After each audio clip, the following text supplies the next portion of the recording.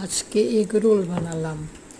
প্রথমে রুটিটা বানিয়ে রেখে দিয়েছিলাম, তারপর রুটির উপরে একটা ডিম ভেঙে দিয়ে দিলাম, দিয়ে ডিমটা পুরো রুটির মধ্যে মাখিয়ে নিয়ে নিচে একটু তেল দিয়ে ওটাকে পাল্টি মারলাম।